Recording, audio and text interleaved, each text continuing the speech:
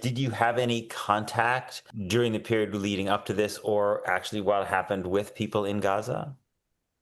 We didn't have direct contact, but if you're up for it, Kelly Hayes, who's another Chicago organizer, was posting about what we were doing, and she got an email response from a woman named Allah, who is a mother of three in Gaza. And this is what she said. I am a mother from Gaza. I write this as the bombing still echoes above us and the food used as a weapon against us remains out of reach for my children. Hunger here is not a choice or a political stance. Hunger here is a decision made against us. But when someone in Chicago chooses to face hunger willingly because they refuse to remain silent while we suffer, that is not ordinary solidarity. It is a profound act of pure humanity. To link your body with the body of a mother like me, who doesn't know if she'll be able to feed her children tomorrow, is a declaration that our lives still matter, that Palestinians are still seen as human beings worthy of life.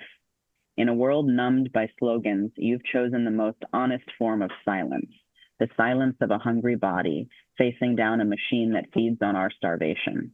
I feel that in your own way, you are breaking the siege, not just around Gaza, but around the human conscience itself. From the heart of this catastrophe, I say, we see you, we feel you, and your actions reach us even when the borders remain closed. Because what connects us is not politics, but real humanity. So I think getting that message was really meaningful to us in the midst of the strike, to hear that the tactic was touching someone who was in the middle of the catastrophe in that way. We also have some of our fellow organizers who are directly in touch with their own friends who they've met through solidarity trips to the West Bank. We have a few people who are in touch with some people who are trapped in Gaza right now. And actually, this was the first time that JVP Chicago was featured in Arabic language news in both the West Bank and in Gaza. And it was pretty positive coverage. Yeah. I mean, I think one of the things that people ask me a lot, or I think about a lot, is how to explain the fact that the same series of events that are not hidden, really, even though the Western media is not there, social media makes them very available, can, for the two of you, be such a profound source of discontent and indignation that you would take this measure, whereas for the bulk of American Jews, and Americans more generally, it doesn't register particularly, right? And I'm curious if you have thought at all about what it takes to cultivate the sense of human obligation that leads you to do this in others, since so many in our community, even if they might say that these things are regrettable, don't seem to really, in my experience, respond at a human level. Yeah. I think a couple of things. I think one is this is something that Naomi Klein writes about really effectively in her book Doppelganger, right? That people are just living in different realities, and that based on their media diet and based on their pre-existing ideology, like the way that you interpret and understand facts psychologically really, really changes.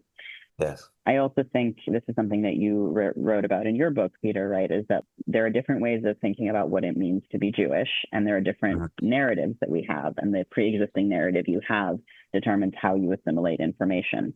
So if the narrative you have is that Jews are always innocent and always victims, even if you tell yourself, oh, I have a more nuanced understanding, if that's kind of your basic go-to idea, then it's not really possible for you to assimilate the horror of the information that a Jewish state is committing a genocide. It just doesn't compute. I think we're really blessed to have a very intergenerational organizing community in JVP Chicago, which is really cool. And we have people from all different generations of the Jewish left. And I think what unites us is an understanding of our Jewishness, regardless of, we also have a wide range of levels of observance, but I think we all take Jewishness very seriously. And I think the way that we take it seriously is by looking at the history of Jewish solidarity and Jewish universal human values, right? The idea of the sacredness of life and the obligation to speak against injustice. I think we all see ourselves as steeped in that tradition, which is not really a new way of thinking about Jewishness. It's a way of thinking about Jewishness that goes back several generations at least. And so I think for those of us who see the gift of being Jewish as an opportunity to extend solidarity and to work and speak against injustice, it's easier to assimilate the information of this injustice into our story that we tell ourselves about what it means to be Jewish. Avi, did you want to jump in on this? Yeah, I've always thought that I am one of the most lucky. In fact, like we are some of the most lucky generations of Jewry in our history, right? I think to be Jewish in America today is a pretty good place in time and space to be Jewish, right? And so I think that, anti-Semitism exists. We have heinous, murderous acts here as well. But for the most part, Jews in America are safe, right? And especially if you don't take things like the ADL statistics that counts every single time someone hears from the river to the sea as a hate crime, we're doing all right. And I think that there's a real buy-in to the American system from a lot of American Jews, right? America has largely protected us. It took Jew off of the race column in the census. We're doing all right. And so I think that if we think about American Jews, if I can paint these broad strokes, if we think about American Jews who see how neoliberalism has more or less been working for them up till now, and we see kind of a similar logic that is operating both here and in Israel in terms of militarism, in terms of this steadfast bond between countries. They're these deep allies. I think it's very easy for American Jews to take a look at what happens here and what happens in Israel and say, there's no way that these heinous things are actually as heinous as they seem. There's no way, like, this must be worth it. This must be propaganda. There must be something I just don't know. So I personally think that that's kind of at the root, right? And I think being a recent immigrant family to this country and seeing the way that forced displacement, that ethnic cleansing has directly affected my family, like knowing the names of people who were killed because they were Jewish, right? Places in what is now Ukraine, what is now Poland, that we were kicked out of because we were. That just seems to me something that I can't hold as part of the way that we should act towards others. I would like to think that Jews who have a more direct experience of fragility, political fragility, displacement, oppression themselves would be more sensitized to what's happening to Palestinians. But sometimes, honestly, when I look around at American Jewish politics, I see something closer to the opposite.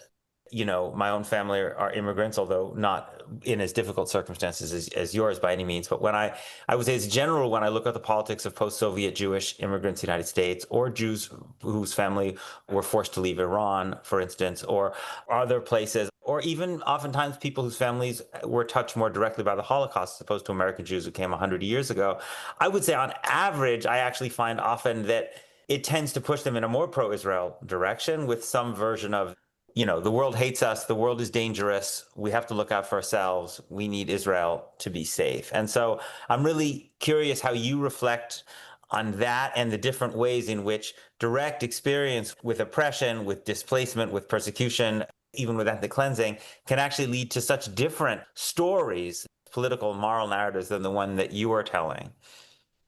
I think that I find the phrase understandable but not excusable to be useful for many, many different things. And I think that the impetus for like the world hates us, we need our own place, let's go to Israel, this is going to be our thing, is understandable in light of what our people have suffered. But the way that it is conducted is not excusable.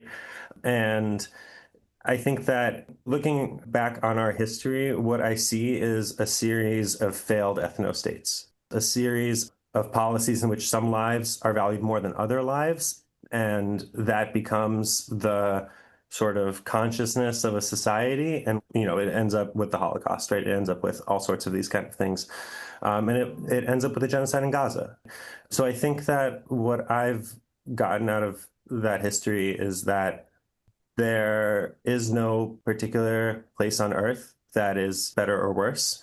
And there's no particular place on earth that is better or worse for building a better place. So what I see is an impetus to combat ethno-states, combat different hierarchies of life, and try to cultivate wherever we end up, wherever we land, a society in which all are safe, all are equal, all can live with dignity.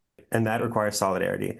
And that requires working with everyone else in that community all different backgrounds, all different races, different religions, in order to make sure that the society that we build together is one in which no one is treated differently, right? So I don't disagree with you, and I think you're right. And I think it's an unfortunate conclusion. Rather than saying this bad thing happened to me, therefore I must go somewhere where I can replicate that system, but I'm on top. This has been a free preview of my conversation. If you'd like to hear the rest and support my work, please consider subscribing at peterbeinart.substack.com.